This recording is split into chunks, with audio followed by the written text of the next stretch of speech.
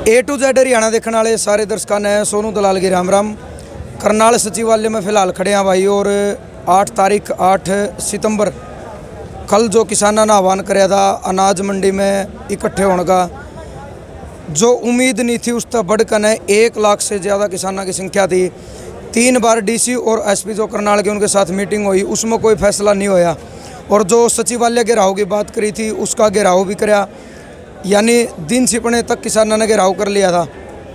और कल एक ग्राउंड लेवल पे पैदल यात्रा में जो किसान थे, इस आंदोलन की सबसे बड़ी संख्या कल थी। 1 लाख से ज़्यादा किसान, मतलब जड़े तक कैमरे की नज़र जाओ थी किसान दिखा थे। प्रशासन बैकफुट पर नज़र आया। उससे एक दिन पहला प्रेस वार्ता में डीसी और एसपी ने एक बात कही थी कि धारा 144 लगाई जाओगी। किसी भी किसान के हाथ में अगर डंडा या झंडा नहीं होना चाहिए तो प्रशासन के जो रूल रेगुलेशन जो प्रशासन ने बनाए थे, यानी किसानों की ताकत का आगे सारी की सारी चीज़ फैल दिखी। और आज करीब 5 बजे का करीब टाइम शायद जा रहा है। ये फिलहाल भी मीटिंग चल रही है एसपी और डीसी के साथ। संयुक्त किसान मोर्चे के जो तमाम किसान नेता हैं उनकी अपने साथ एक और क्रांतिकारी महिला है सुदेश गोयत जी। वैसे इस आंदोलन में भाई जो भी हमारी मातृशक्ति महिलाएं हैं, चाची ताई हैं, दादी है, वो क्रांतिकारी एक क्रांतिकारी हैं। लेकिन जो सुदेश गोयत जी की बात करें, टिकरी बॉर्डर पे 26 तारीख ने किसानों ने कूच कराया था, 28 तारीख ने एक इनका इंटरव्यू लिया था। ये 5.5 साल पहले, यानी इस आंदोलन से पहले भी लगातार 1 रैंक 1 पेंशन के लिए लगातार जंतर मंतर पर धरना दे रही। 5 बार इनका ऊपर लाठीचार्ज होया जंतर मंतर में। 3-4 बार महिला पुलिस द्वारा इनको घसीट के ले जाया गया। और जब भी ये बोलती है किसी स्टेज की बात हो, धरने की बात हो, किसी बॉर्डर की बात हो, विरोध प्रदर्शन की बात हो, तो बड़े बेबाक तरीके तो बोलती हैं। और जब भी बोलती हैं तो इसी बात ने भाई पब्लिक भावुक भी हो जाए, यानी अंतर आत्मा से बोलती हैं। तो सुदेश गोयत जी सचिवालय में करनाल खड़ी हैं। आज भी कुछ 2-4 बातें हैं तो इन तो पूछांगे। सुदेश जी राम राम। राम राम जी। तो घेराव की जो बात हुई थी वो घेराव तो दिन छिपने तक किसानों ने कर लिया। एक ताकत दिखी किसानों में जिससे प्रशासन पीछे हटता नजर आया। क्या कहना था? बिल्कुल, किसान जो कहता है वो करता है। किसान इन सरकारों जैसा नहीं है कि वादा करे और उससे पीछे हट जाए। से ये परसों बड़ी धमकी दे रहे थे कि 144 लगा दी गई है, किसी को घुसने नहीं दिया जाएगा। लेकिन किसान आगुओं ने कहा था कि हमारे किसान अनाज मंडी में पहुंचेंगे पहले, उसके बाद हम घेराव करेंगे। और हमारे किसानों ने जो कहा, हमारे सारी मातृशक्ति ने और हर कोने कोने से हमारी माताएं बहनें यहाँ पे पहुँची। और बारिश हो रही थी सुबह करनाल में, जब कल सुबह हम पहुँचे यहाँ पे। उसके बावजूद सीधे हम अनाज मंडी में भी पहुँचे। उसके बाद हमने यहाँ पे भी घेराव किया। तो पुलिस ये जो धमकी दे रही थी कि 144 लगी हुई है, किसान मरने से नहीं डरता। जो 600 भाइयों ने कुर्बानी दी ना, वो कानून वापस कराने के लिए आए थे। सिर्फ अपने लिए नहीं आए थे, वो समाज के जो एक पूरे देश को बचाने के लिए आए थे। क्योंकि अगर हमारी की जो किसानी चली गई ना उद्योगपतियों के हाथों में, तो हम कहीं के नहीं होंगे। 2 टाइम की रोटी को भी तरसेंगे। आज मक्का किसान के खेत से 8 रुपये किलो मक्का खरीदी जाती है। और आप इसके रिलायंस के ऑफिस उसमें जाके स्टोर में जाके देखेंगे, 150 रुपये का किलो 1 किलो आटा मिलता है। 150 रुपये का 1 किलो आटा। तो इनके हाथों में जाने के बाद आटा 30 रुपये किलो जो लोग खा रहे हैं, उनको 500 रुपये किलो मिलेगा। तो ये लड़ाई अकेले किसान की नहीं है, हर रोटी खाने वाले की लड़ाई है।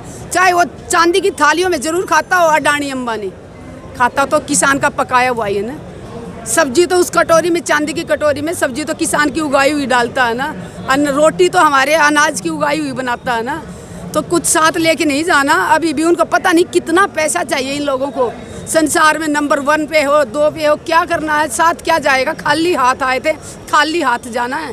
कल प्रशासन देखा गया, यानी बार बार किसानों के जो टोल प्लाजा है, चाहे धरना हो, चाहे बॉर्डर की बात करा, और एक बात कही जाओ है कि अपने जो है झंडे मजबूत रखो। और झंडा मजबूत तभी होगा जब डंडा मजबूत होगा। तो कल देखा गया झंडों की संख्या बहुत ज़्यादा थी। तो क्या वही ताकत थी जो जिससे प्रशासन कल तो हमारे साथ जो मेरी ताई थी कंडेला वाली, वो भी मजबूत सा डंडा और झंडा साथ में लेके दौड़ रही थी। मैं तो उनको देख रही थी कि झंडा भी है, डंडा भी है। लेकिन हमारे किसान आगुओं ने ना हाथ बांध रखे हमारे।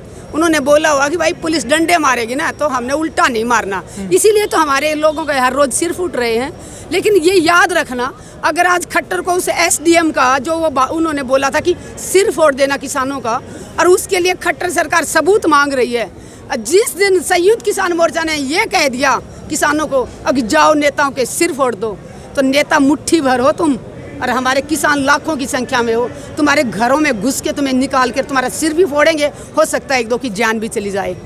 तो इस बात का ध्यान रखना खट्टर सरकार, या तो जल्द से जल्द, जिस एसडीएम के कहने से लाठीचार्ज हुआ और इतनी चोटें मारी गई कि वो किसान की मौत हो गई, तो उस शहीद परिवार को न्याय दिलाने के लिए हमारे किसान आगों ने कहा कि परिवार में एक आदमी को सरकारी नौकरी दी जाए, 25 लाख का मुआवजा दिया जाए, जो हमारे किसान भाई घायल उनको 2-2 लाख दिए जाएं, और जिस एसडीएम के ऑर्डर से ये सब कुछ हुआ उस पर धारा 302 लगनी चाहिए। आपको ये भी पता होगा कि उस एसडीएम को आयुष सिन्हा को प्रमोट भी कर दिया गया है।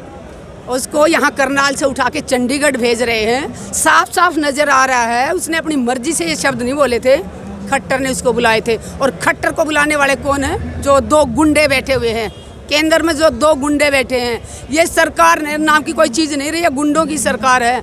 पत्रकार सच बोलते हैं जेल में डाल देते हैं इनको, माताएं बहनें आवाज़ उठाते हैं उनको बलात्कार की धमकी देते हैं इनके लोग, कभी उनको जान से मारने की धमकी देते। तो गुंडों की सरकार बन चुकी है। तो गुंडों से कैसे निपटना है?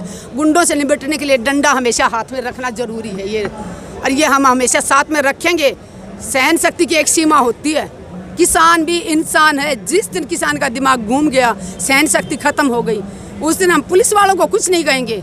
पुलिस वाले किसान के बेटे हैं, मजदूर के बेटे हैं, सीधा उन कमीनों को फोड़ेंगे जो हमारे पैसे पे ऐश कर रहे हैं और हमारे लोगों को मरवा रहे हैं। डीसी और एसपी साहब ने एक बात भी बोली थी कि किसानों की जो यह पैसे की और नौकरी की जो मांग है ये बेबुनियाद है, कि उन्होंने मतलब रूल तोड़े हैं, रेगुलेशन तोड़े हैं, रोड जाम करने की कोशिश करी है, यानी कानून में बाधा डाली, इसलिए उनको ऊपर लाठीचार्ज कराया गया। तो इसमें मतलब मुआवजे की तो कोई बेबुनियाद मांग है। बस्ताड़ा टोल पे कौन सा रोड जाम किया हुआ था? खट्टर का प्रोग्राम जो हो रहा था वो 20 किलोमीटर दूर था। खाली शांति से बैठे हुए, अनुशासन में बैठे हुए, बिना लाठी डंडों के बैठे हुए किसानों पे लाठियां बरसाई गई हैं, और एक बार नहीं 4 बार बरसाई गई हैं।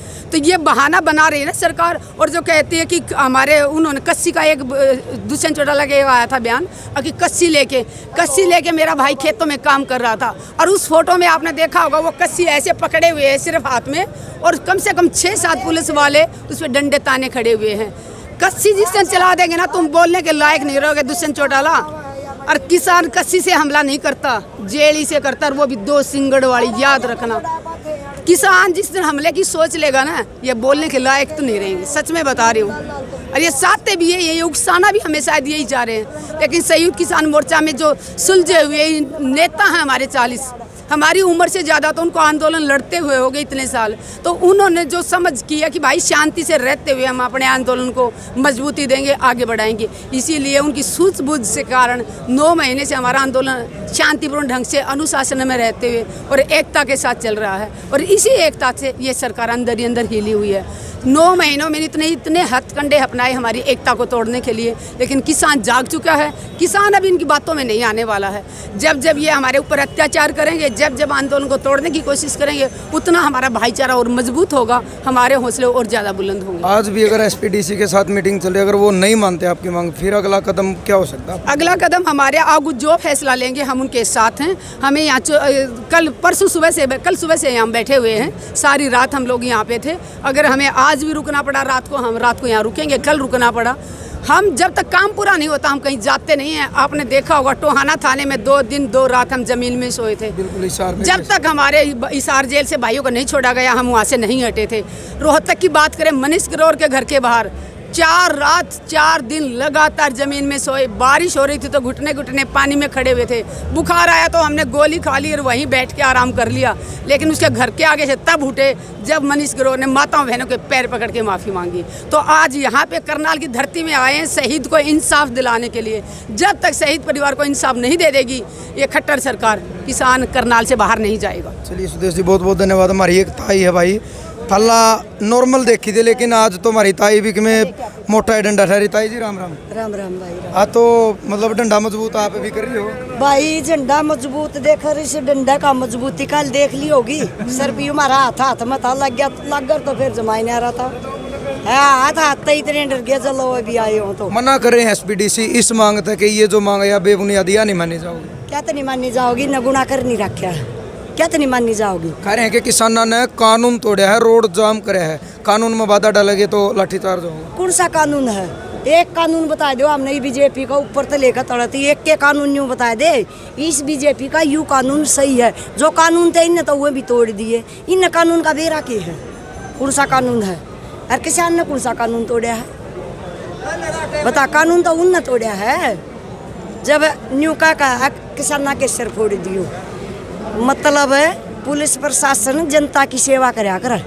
यूँ थोड़ा है कि भाई जनता मारने खातिर है। ये जो प्रशासन से है यू मारे भी नौकर सर, ये खट्टर के भी नौकर हैं।